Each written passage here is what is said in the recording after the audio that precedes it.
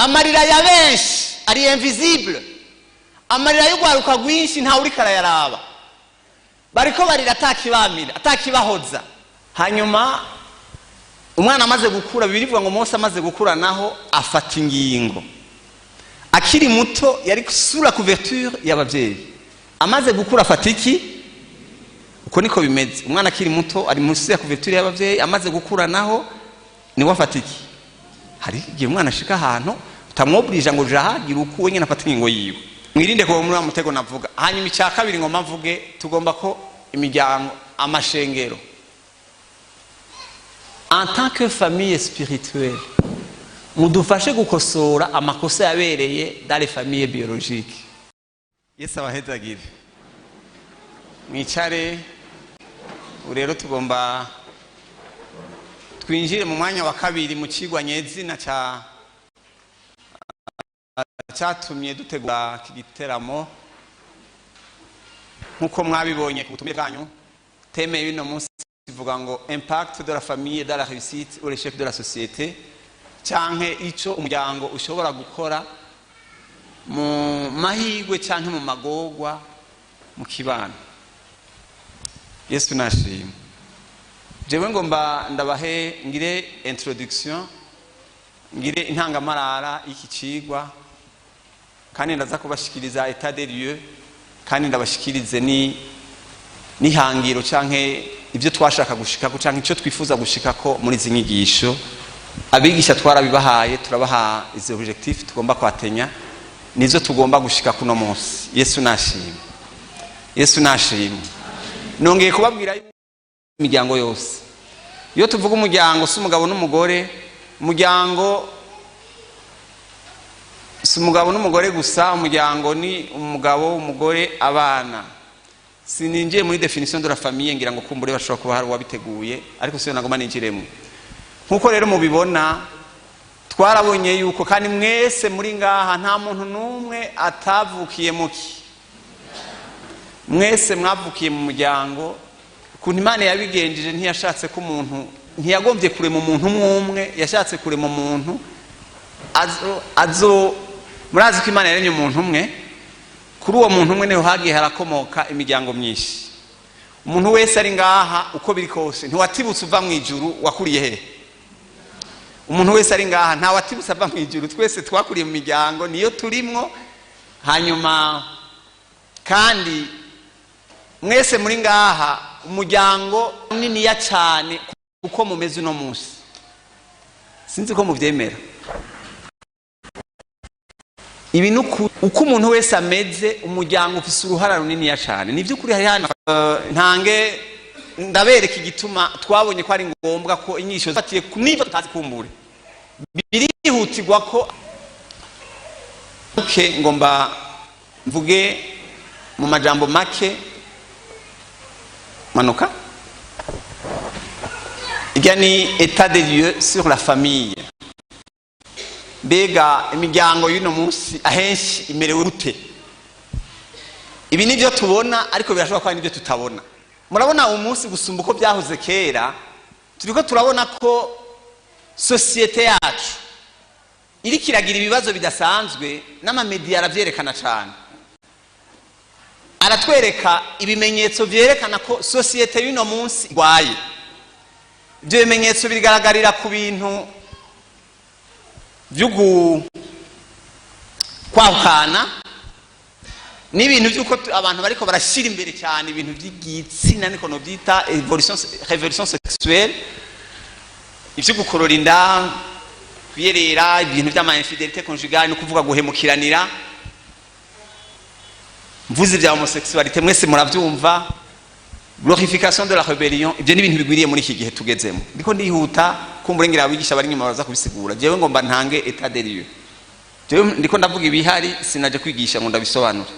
Abigisha baraza kubandanya. Mubandanye. Imiryango no munsi imerewe nabi, ifise ibibazo bidasanzwe. Imiryango myinshi ibaye kure y'Imana yayiteguriye.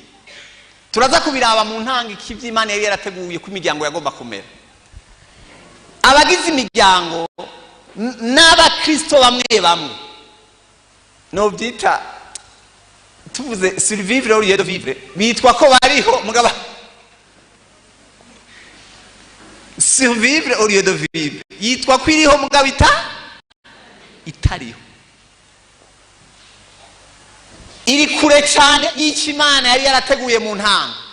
Yesu ariko arigisha yamavuga ngo mu ntango ntivyaruko, ibintu ntivyaruko mu ntango.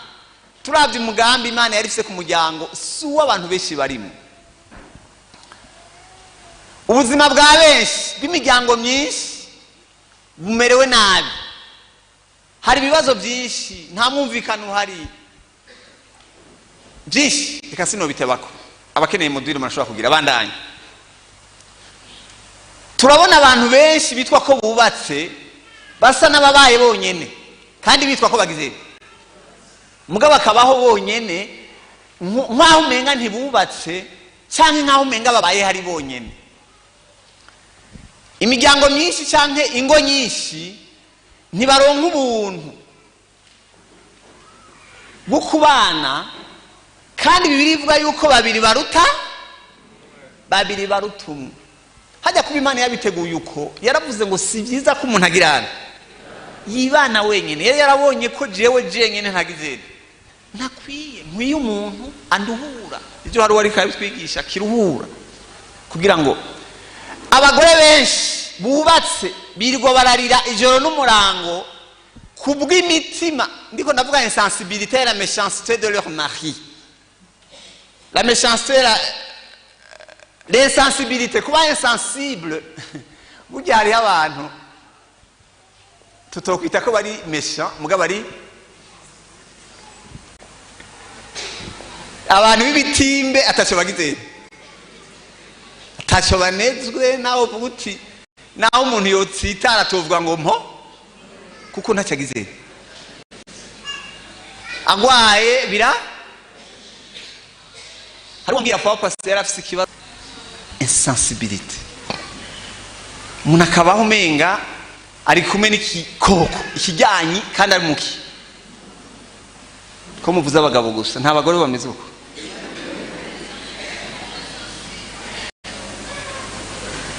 Murumva rero ko hariho bamwe bari méchant, abandi bakaba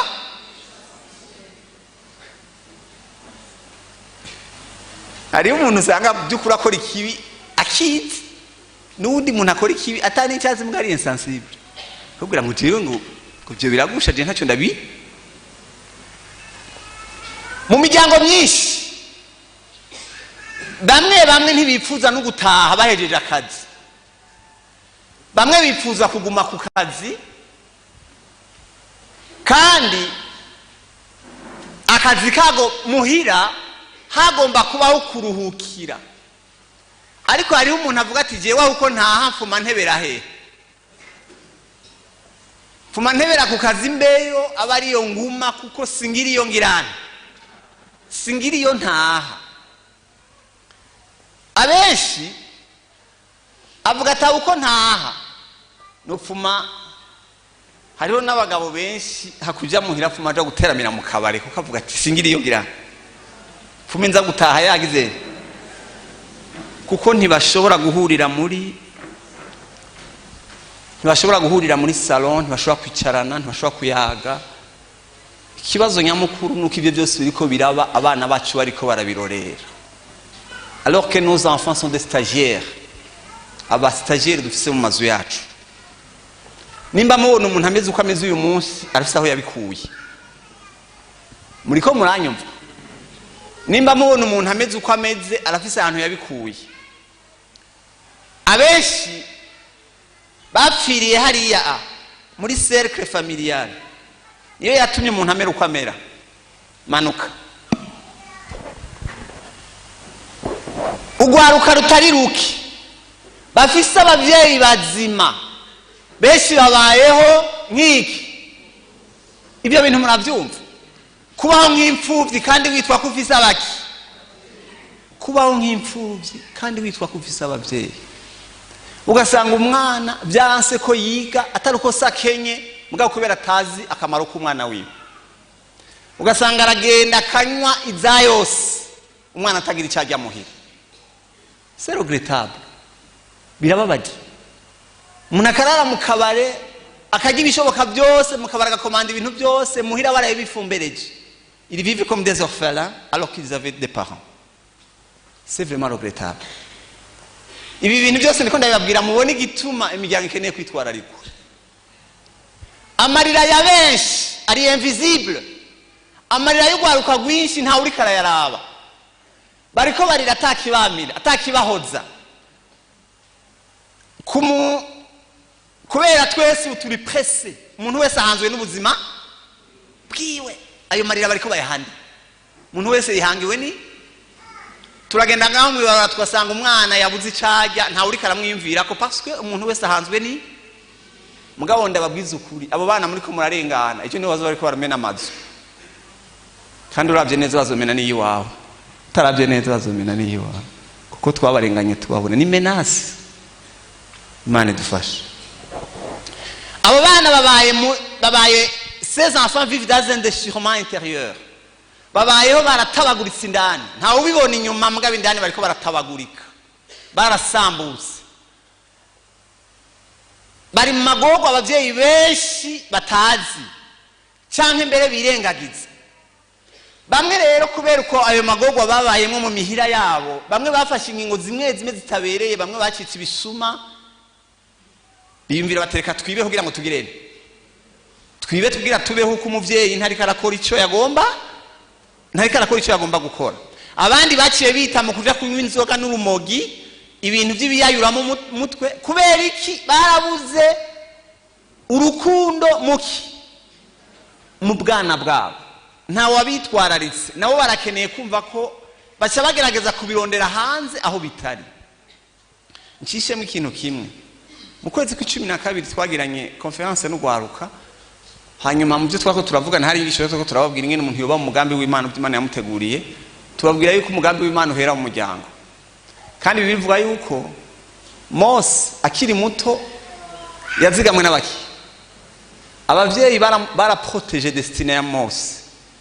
Umwana rero akiri mu muryango, abavyeyi barifise role yuko umuprotéger kugira ngo azashike ku mugambi Imana yamuvuzeko. Hanyuma umwana amaze gukura, birivuga ngo Mose amaze gukura naho afata ingingo. Akiri muto yari sura couverture y'abavyeyi. Amaze gukura afata iki? Uko niko bimeze. Umwana akiri muto ari munsi ya couverture y'abavyeyi, amaze gukura naho ni wafata iki? Hari igihe umwana ashika ahantu utamwobrija ngo jahagira uko wenyine afata ingingo yiwe. Mugabo icyo nagomba kuvuga ni kimwe, abashya barantuma. Mbere reka ndakibabwire ko ndabaronsa kanya.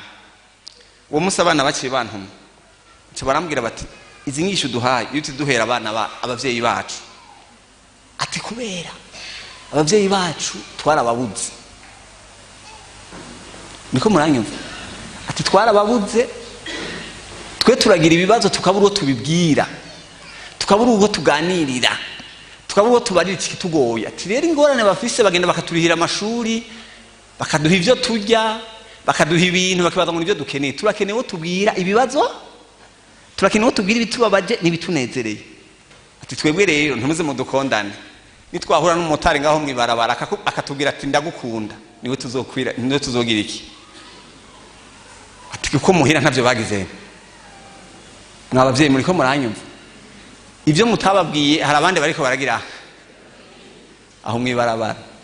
Abandi bazobibabwira kuko mwebwe nta mwanya mwaruse kubibabwira, bo bazobibaririra. Cyambwira bati none ati twebwe benshi n'abaja muri copinage kubera turondera ahantu uwogirana. Uwo twumviriza akatwitwararika, ubu twereka ko adukunda. Mwabavyeyi muhebera abana banya bamotari n'abandi hariya ntabanje kuvuga. Abandi nabo nubwo abavyeyi umenga bagerageza gukora ibishoboka, entourage mwazi ko umuvyeyi ashobora kugerageza ibishoboka, entourage kica mwana wiwe. Muriko muranyumva? L'entourage. Sinzi wambwiye mbwiye ko muri Amerika bageze ahantu abavyeyi bamwe bageze ahantu bafata ingingo yuko abana babo babigishiriza muhira kubera batanguye kubona ko n'amaprograme yo ku mashuri ashobora kubikira abana babo. Bonyine bagafata ingingo yo kubigishiriza muhira kugira ngo abo bana ntibaze bononekare mu manuki. Turabona mu miryango myinshi imibano yarasambutse. Nicyo gituma hari kwahukana, hari uguhemukiranira kurenga ibigo. Ndashaka kuvuga n'ikintu cyitwa l'irresponsabilité des parents dans les multiples besoins des enfants. Nukuvuga ngo kutiyumvira cyangwa kutitwararika kubaho urisinda bibazwa ku by'abana bagize. Nimwiyumvira umwana guheba ishuri kubwo umuntu yananiwe kurera gutangira amahera ishuri umwana wiwe. Relation brisée entre parents et les enfants. Abavyeyi beshi n'abana nta kumvikana entre les frères et sœurs abavukana. Hanyuma ibyo byose ingaruka zigwa ku miryango. D'abord en particulier ku miryango et la société. Twese tuhava twagira. Ibyo bibazo bibera mu muryango d'abord ubanza bigasambura umuryango bwawo. Ejo natwe bwe tukagira. Natwe tugashikirwa. Mani dufashe mumanuki.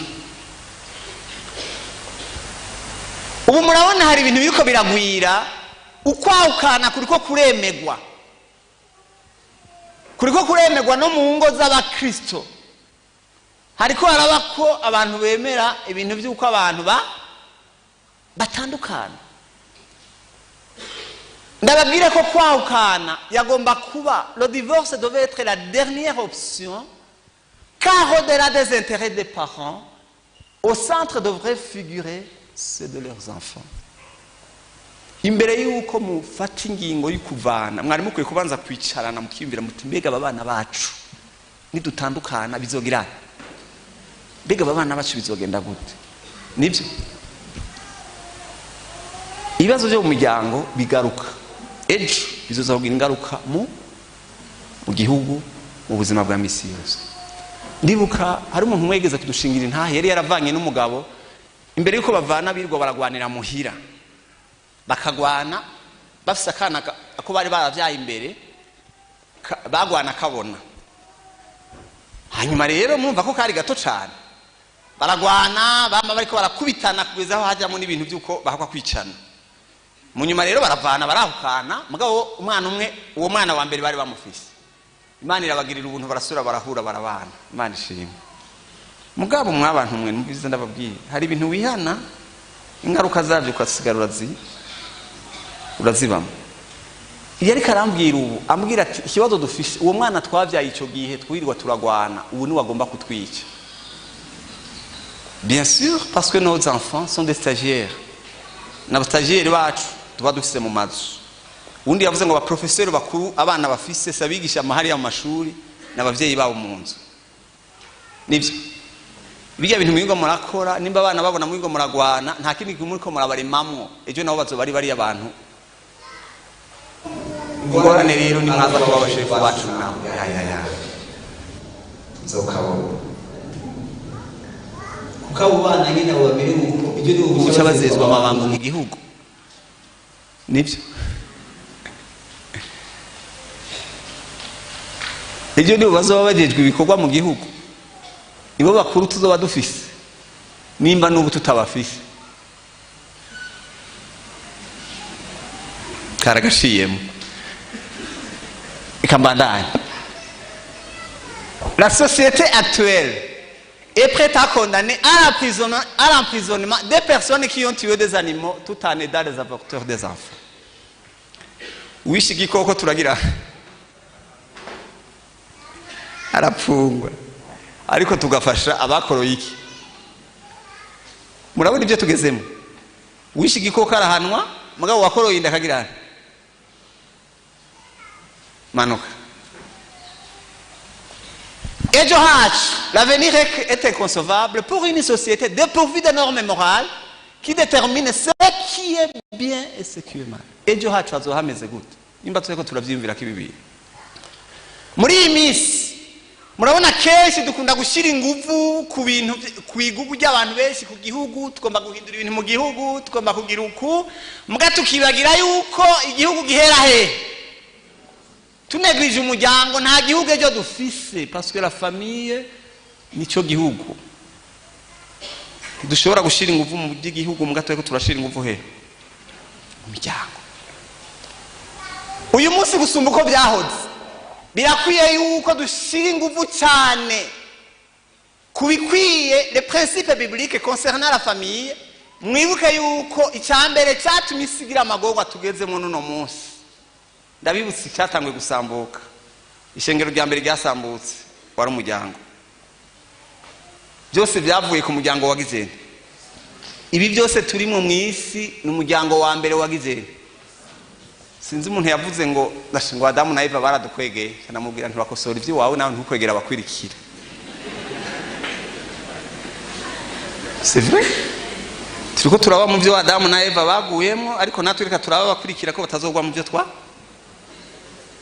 None sivyo?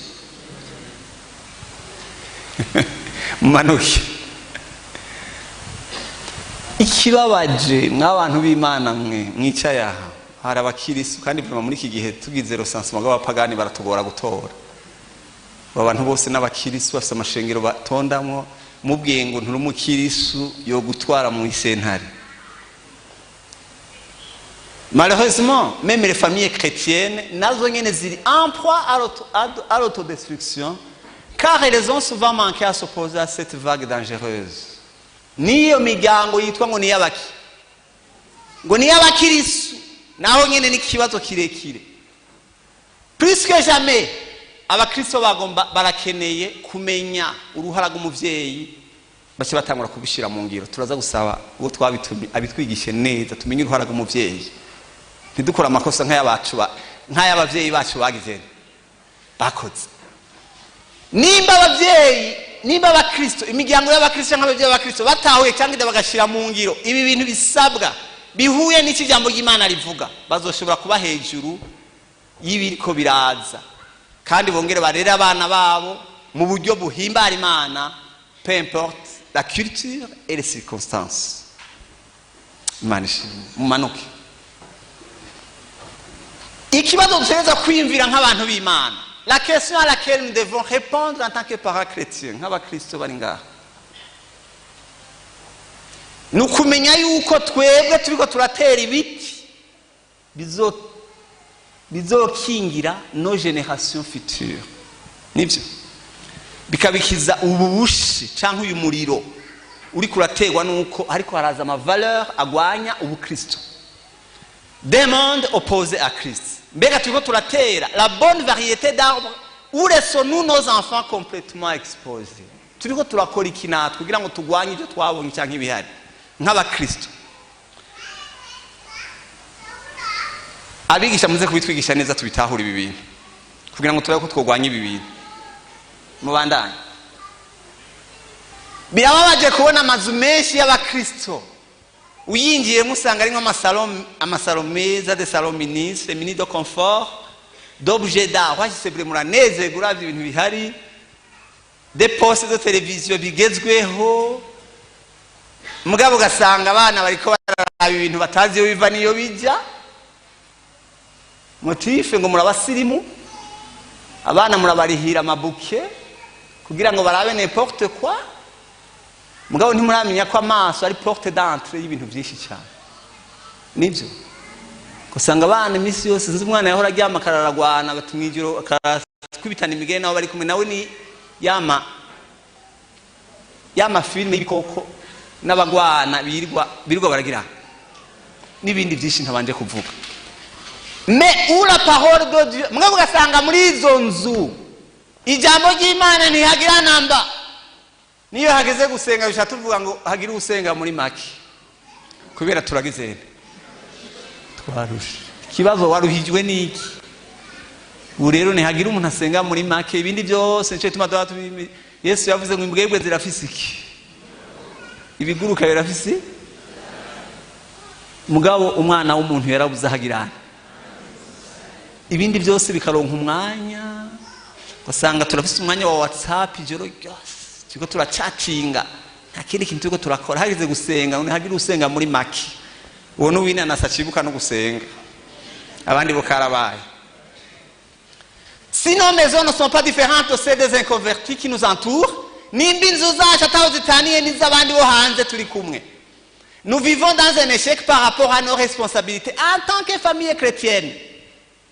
Ubu dutegerezwa kuraba mbega twebwe inzu zacu nk'abantu b'Imana ni ikihe zitandukanye ko n'iz'abaki n'iz'abantu bo hanze. Mbega tubarushiki? Turakunda kugenda turatura ngo bariya ngo ntibarakizwa, wewe wakijije ubarushiki. Qu'est-ce que vous avez de spécial? Turiko turakora iki kugira ngo duprotéger nos enfants pour demain? Manuka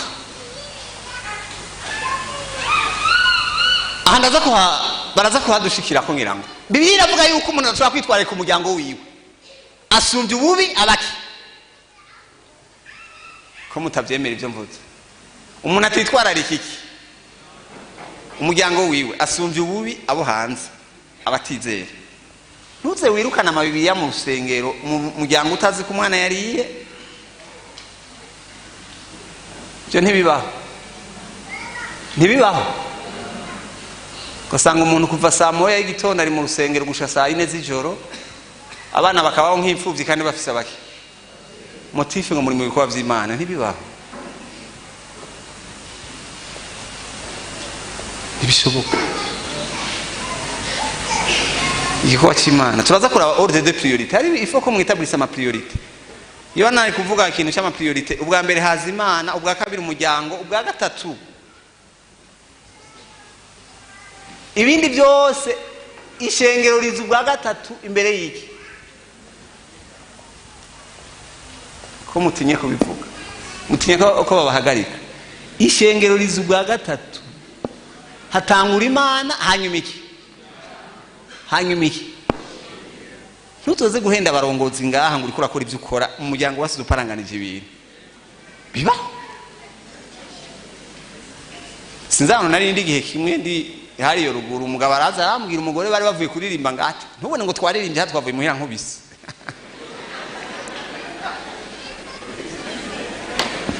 Mugabo tugeze ngaha mbere y'aba batama cyatwiyunamika bataba bacu ngo turafise abakirisi b'igitangaza, naho ibara ryaraguye he?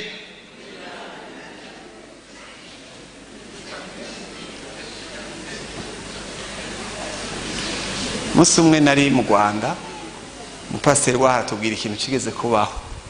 Abarongozi bacu ndashaka kukivuga bacumva bazoze baragikorerako. Yarafise umugore yahaye ibikorwa mu rusengero w'umudiakonikazi, nungaha bariho. Hanyuma umudiakonikazi yarafise ibintu yononye muhira. Hari ukuntu pasiteri avuze yagenda ariruka yitaba pasitori. Umugabo avuze, mugabo nta na kimwe ntacabaye. Hanyuma umunsi umwe ngo uwo mugabo aragenda aritora ashikira pasiteri kubira. Ni pasiteri umupasiteri wabitubwira turi mu Rwanda. Aramubwira ngo pasiteri, ngo ndakubajije ngo urafise umwuka wera. Ariko arabaza umupasiteri ngo urafise umwuka wera. Ati umwuka wera ni mpemu yera muravyumva. Pasiteri ati mbasha umugabo w'umupagana aje kumbazira ijambo, ndafise umwuka wera ashaka kwiki. Aterega nyishura ati urafise umwuka wera. Ati ndihagarako ndamufise. Ngo arasubiriye gatatu ngo pasiteri ngo subira umbari ngo urafise umwuka wera. Ngo ndamufise. Yabwira ngo pasiteri ngo urafise umwuka wera, ngo ubuze umugore wanje wariwe. Umugore wanje ubuze wariwe. Ati none habaye iki? Ati umugore wanje, ati noneho umviriza ikintu kinzanye. Narinje ngaha nje kukubwira yuko nje kugusezera, umugore wanje ngana mutemuhira, nzogenda sinzogaruka, nzogenda nkugiye kurangura mu Buganda muga sinzogaruka. Ati habaye iki? Ati ntabyo nohereza ngaha, ati gusa nje kugusezera. Aramubwira sanga ibara ryaraguye. Hehe ganto muhire. Mugabo kwa pasiteri ndagize. Hanyuma pasiteri ariyumvira ati none ndagusaba makanya gatoya basizopfa umugenda byanse twahanuye bya nibyanka basawe uzopfa umugenda. Pasiteri ati yego ndaguhaye umwanya. Acaja ku telefone sinzi izina ryiwe aramutelefona. Oui pasiteri, ndaje pasiteri. Aho yitavye pasiteri umugabo amuhamagaye ntagira. Wa mugabo ariko aravyumviriza baricaranye. Aturumva, turaje yiruka.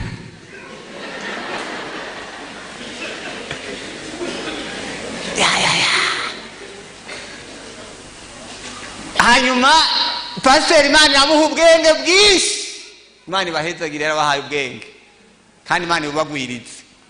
Aca aramubwira tumviriza rero madamu, hari ikintu ngira ndagutume. Urazi ko yarasanzwe ari pasiteri amutuma ibikorwa bitandukanye, akamutuma ibyo akora. Ati ngomba ndagutume, hari umuryango ugira usambuke, umuryango ufise ikibazo, ngomba ndagutume uje kubahanura. Ati bimeze uku nuku nuku.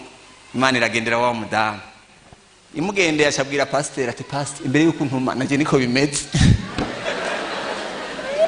Ati imbere y'uko ntuma naje niko bimeze. Ati ahubwo pasiteri ateregasha nta wundi, si wundi naye ko ndavuga, yari wewe nyene. Ndashaka mwumve yuko la famille izi imbere y'ishengero. Ntimukonone ibintu ngo mwitwaritse iki amashengero. Nimutababwiza ukuri bakozi b'Imana, aba bantu nimutababwiza ukuri, ejo muzoza gukemura ibibazo by'abariko baragwanira muhira biriwe ku rusengero. Tubandanye nge turaba subira inyuma gato ishongira mvuge ngira mpeze. Bibiri ivuga ko udaha agaciro umuryango wiwe cyangwa adashobora kurongora n'umuryango wiwe, adakwiye no kurongora iki. Mutoze murabiturabira ibi bintu n'ukuri mu biturabire, ntage munahabwa ishengero atarongoye neza iki. Mutufashe, mutubidufashe bibi, mudutabare, mubanze mu biturabire neza.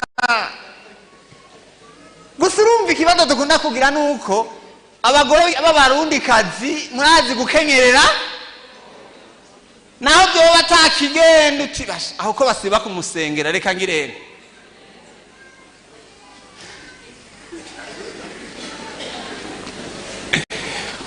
Bibiri ivuga ngo umuntu adashobora kurongora iki umuryango wiwe ntakwiye guhabwa iki. Kanihute, abavyeyi benshi bitwa ngo n'abakirisu, ils sont occupés par les affaires et les choses matérielles qu'ils prennent peu ou pas de temps pour leurs besoins spirituels et ceux de leurs enfants. Abantu benshi birirwa muriruka guhiga amahera, nukwiruka kupanga imigambi nini, none ibintu by'impemu, ibintu by'umutima byari bagiwe.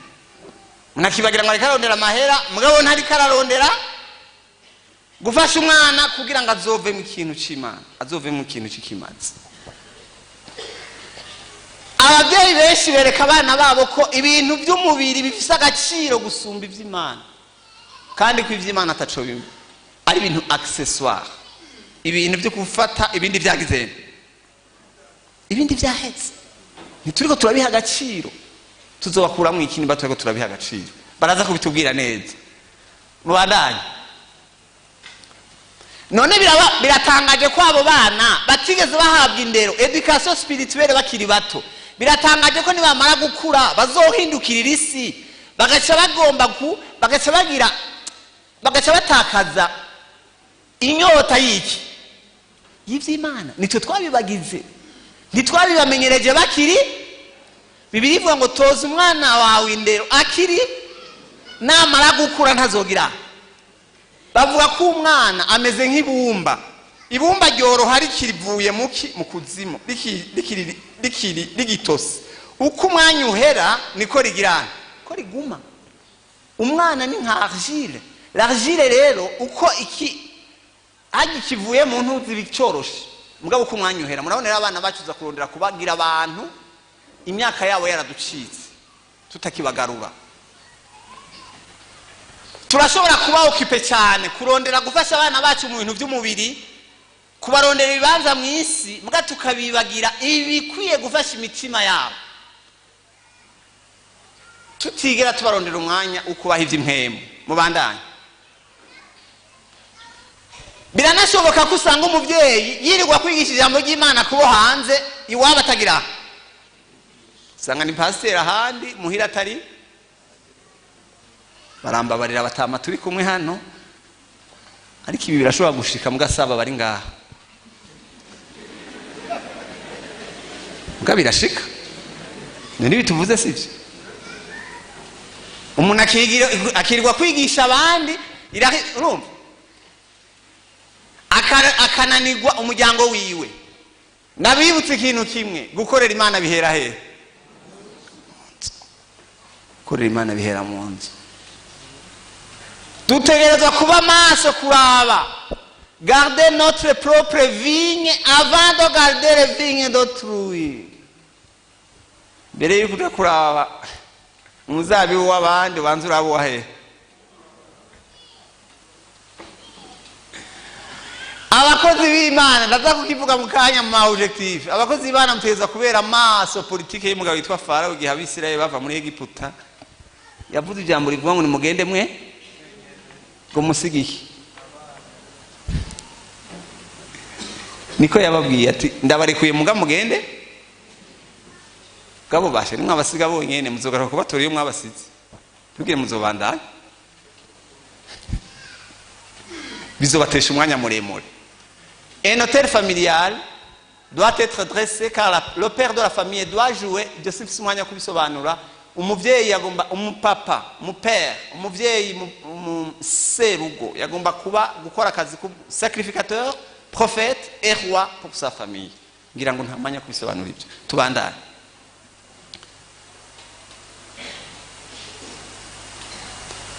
Ntidushobora kurera abana bacu ivyo ngo bazovime ikimazi muhiri wacu utagira n'ahantu ho guhurira ngo dusenge. Ugasanga abana muhurira ku rusengero gusa muga munzu ataho musengera. Iri byerekana bireke. Turaje kuri ibyo bintu byose tuvuze. Birakwiye ko tufata umwanya ukwiye tukaraba ku gaciro k'umuryango. Arico tuhava twiga mu kanya tubona agaciro kiki. Tumanuke. Nagomba rero muko mpava mpeza turabire hamwe. Figure ingene umuryango wawe umwe wese ngaha afite umuryango yaje avamo. Turabe ingene imiryango yacu imeze. Nivyo? Turabe imiryango yacu ingene imeze. Muriko muranyumva? Mu bijanye n'ingene imiryango yacu imeze cyangwa uko imerewe turashobora kubivuga mu buryo bubiri. Hariho les famille heureuse selon le standard de ce monde. Birabaho. Imiryango mengi imerewe neza mugabo ku ma standard yo ngaha. Famille heureuse selon la pensée de Dieu. Manuka turashobora kuraba nko mu bubakanye 4 figures de style. Figure ya mbere. Bage abantu mubona bataravye neza. Baraba hamwe. Des couples qui regardent dans la même et mauvaise direction. Birashobora ko abantu baraba hamwe muga baraba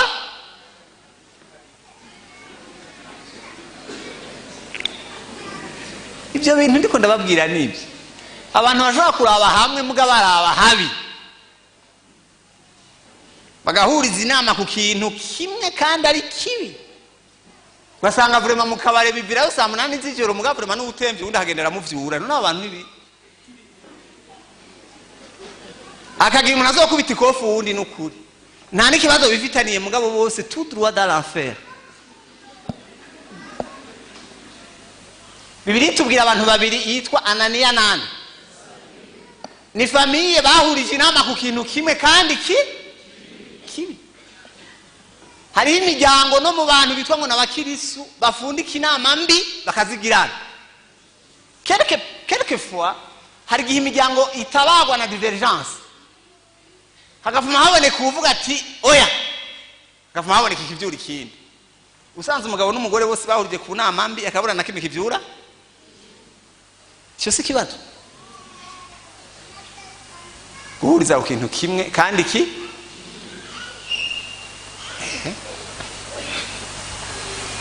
manuka.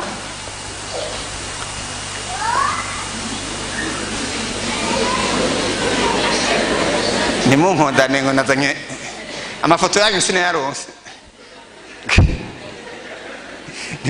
Mwayashizeko. Etiyo turarondera amafoto tubona kuri ntozi. Ayi wanyu ntayo naronse rero. Murabona bage batama ko bimerewe neza. Ni akaruro ka Elizabeth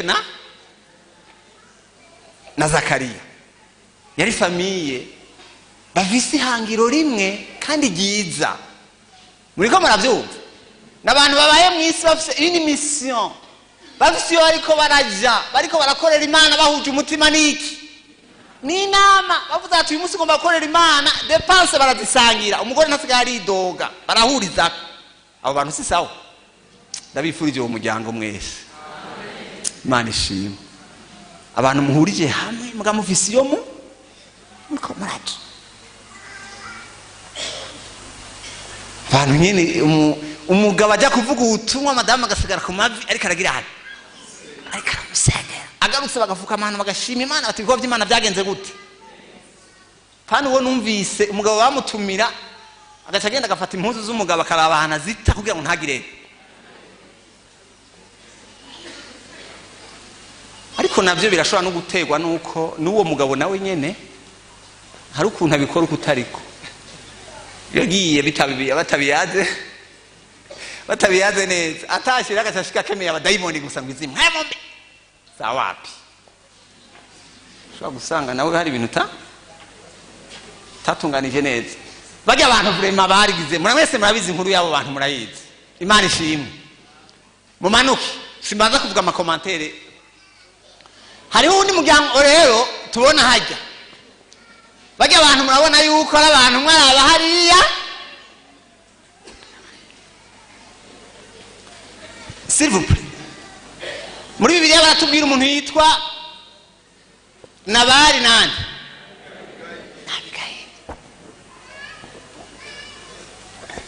hariho umuntu usanga no gukorera Imana muhira udufaranga aranyegeza umugabo ntagirere cyangwa umugabo akanyegeza umugabo nta abona abantu vrema nimba hari abantu bamerewe uko nukuri ndagufitiye inkuru nziza Yesu arashobora gutabara no munsi c'est vrai kuko birashobora ko hari abantu ubuzima bwabo bwose baheruka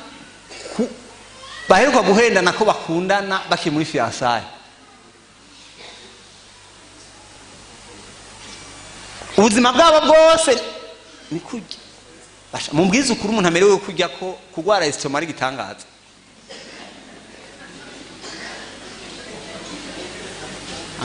hypertension ataraza yamantu zose ataraza ngwara nyinshi zaradutse kubera ibintu nk'abiki aba ni bamwe nababwira agerageza basetse fume ntaha yagize yasinziriye kuko singomba ko duhurira he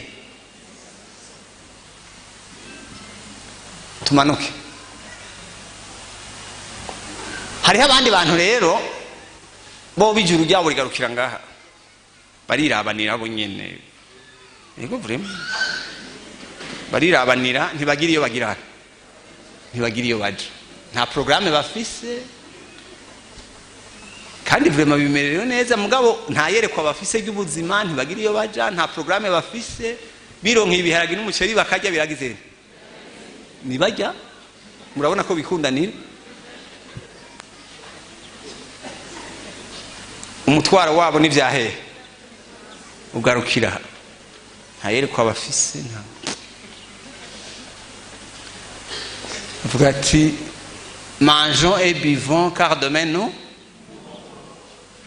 Dieu tuzopfa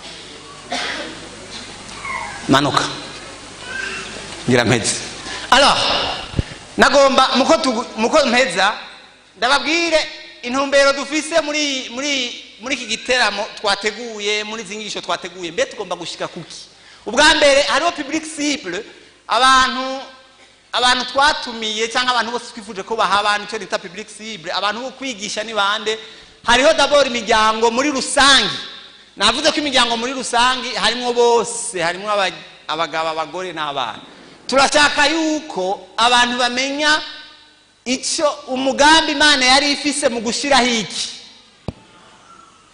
barabitubarira vraiment kandi Imana bahezagire mu basengera babitubwire neza batubwire le rôle de la famille selon Dieu kuko Imana yashyizeho umuryango dukura amadu Imana dukure kuruhuni gukudatahura ikimazi cy'umuryango kugira ngo tuwitwararike kuko urashobora kubutahura witwararika kubera utazi icyo ugizene. C'est une règle générale. L'homme qui réussit le mieux dans la vie est celui qui détient la meilleure information. Iyo utagira ukuri échec ni garanti. Nico gituma bigisha muze muratwigisha dutahure. turagomba kwerekana rero ingaruka cyangwa impact de la famille sur notre destinée ou notre devenir. Twerekana ingene umuryango ushobora gutegura kazoza kabi kawe cyangwa kazoza keza kawe. Umuryango umuryango wasambutse ni isoko y'amagorwa kandi ni danger kuri societe. Manuka. Imiryango tuvukiramo tugakuriramo, umuntu murabizi bashobora kuvukira mu muryango ntabari wakuriramo, murabizi umuntu ashobora kuvukira kwa se na nyina agakurira kwa nyina kuru, nibyo aho yavukiye hari heza, aho akuriye hakaba habi. Les familles dans lesquelles nous naissons, grandissons et vivons ne sont jamais neutres, ntiyigera idusiga uko idufise ko icyo tuzoba. Les conditions familiales zirimpacta nos décisions. Hari umuntu yareka arambwira mu minsi yeze ko yari yaranse kuzokubaka urugo kubera yabonye amagorwa nyina yarimwo, aravuga ati po. Hari n'uwambwiye ati nagoma nje mu kibikira tari kubera mfise umuhamagaro, umugana avuga nti wapi vraiment nimba urugo arugo dufuma pfa no mubikira. Hirya rero nasanze abariyo bose saba simihamagaro gusa, hari n'uwahunze amagorwa yahe. Bon, yagize ingorane gusa, yambwiye ati kibazo nagize ni nasanze muri Pentecote atababikira babaho. Mugabo ndumva ko hari abakobwa baba hano kuri Orphelina. Basi nzofuma mba muri abo kubera ndatinya kuba muki muru yarabonye amagorwa urwo rwamuteje. Ingingo zifatwa zirashobora kuva ku by'umuryango wakugize, usanga umuntu afise ibyo atinya kubera umuryango ibyo wamukoreye. Imana idufashe.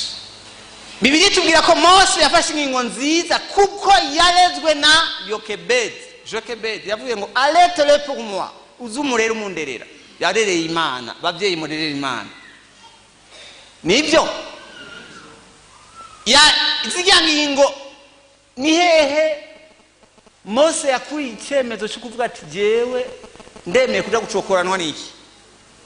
Yabikuye mu byo nyina yamushizemo akiri muto. Manuka irampetse. Tugomba kwerekana ingaruka zugukengera cyangwa zugudabona agaciro k'umuryango kubafasha kubawubakanye no kubana no mu kibano en général. Les manquements de la famille vont affecter notre société. Ingorane nyinshi dufise mu kibano no mu mashengero turimo, inyinshi ziva ku miryango yasambutse. Bavuga ko les grands dictateurs sont des enfants qui n'ont pas reçu l'amour dans leur famille et qui, devenus grands, se vengent sur la bacha baza kwivanja kuri twebwe la société natari twe twagize. Basi batugira ko vengeance siwe twabigize, mugabo twebwe tuzatuja kuvusibisa vengeance kuko nabo baramerewe nabi. Manuka. Tugomba ko abantu bamenya ibyo abavyeyi bajejwe, tugomba ko abantu bamenya ibyo bakwiye gukora kugira ngo imiryango imererwe neza, hanyuma abatari bake bihane bavanwe n'imakosa bagiye barakora mu miryango yabo. Bamenye s'informer sur les choses qui font échouer la famille et comment s'en prévenir. Kigikorane twagize si restauration gusa kumbure, ariko harimo no guprevena kuko hariho ibintu turi gukingira kumbure cyo ntuzobigwemo kubera wabimenye. Mieux vaut prévenir que guérir. Manuka.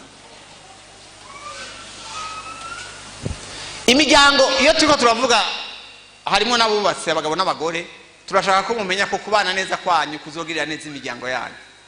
Nibyo na société.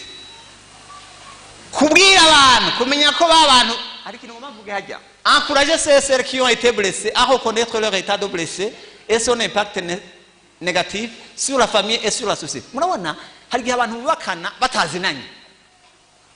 Ikanda havuge gato yaha. Hari gihe abantu bahura, murabona mwahuye mufite imyaka nka 30 na 40 bamwe mutazi utazi uwo muntu mubanye iyo yajava ugasanga uwo muntu yahuye n'ibikomere hariya mu muryango wowe ukamwakira utazi uwo ari we. Tugomba ko abantu bamenya ko ibyo bikomere birashobora gukira, ngabivana n'uwo mwabanye ngo abigukize. Harahura n'undi azo kwa marika rafyonda aho gukiza aho bakatsarikara. Manuka ndahejeje. ibyo kwerekana uruhara rw'ababyeyi, kwerekana ingaruka iyo umwe wese adakoze icyo yategerezwa gukora, kwerekana ingaruka zishobora kuba iyo abantu basambuye cyangwa bakahukana. Manuka kubwira ababukana ko bakwiye kubana neza kubw'inyungu z'imiryango yanyu, cyo nakivuze. Hanyuma ariko ni ngoma mvuge kumenya yuko avoir des couples où l'amour ne périt jamais, sachant que l'amour qui ne périt jamais est au-delà des sentiments mais une décision. Urukundo rudahera si bya bishobisho byo mu mafiançailles, ningingo ufata kambandana. Manuka kubera ngoma nihute. Okay, abatarubaka nabo igituma twavuze ko twatumiye bose, hariho n'abantu batarubaka. Tugomba kubabwira yuko abantu bimirije kubaka babifate au sérieux, ntibaze bafate mariage nkaho mengana ikintu cy'ugufinako. Bamenye ko muri mariage hakwiye kuba sens de responsabilité. Bamenye ko bitezwe nk'abavyeyi bezeje. Manuka kandi kugira ngo amakosa bagiriye mu miryango iwabo ntibaze bayaffecte nabo ku miryango bagiye kubamo. Imbaso yayo igora gukubita ntujya gukubita biwawe nawe.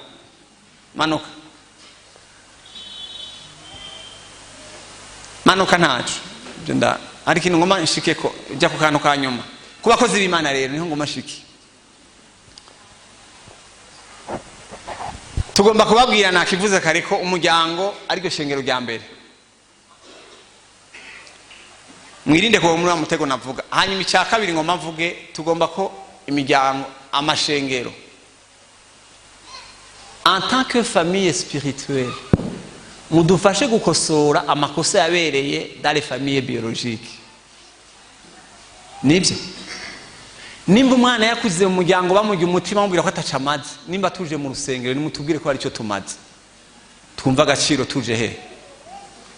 None bandi nimba baraturiye umutima tubura batubwiza ukuri batubwira neza, ni mu bidukorere kuko hari abantu batagira babibabwira muhiri wabo bizobere mu rusengero. Yesu abahetse akira.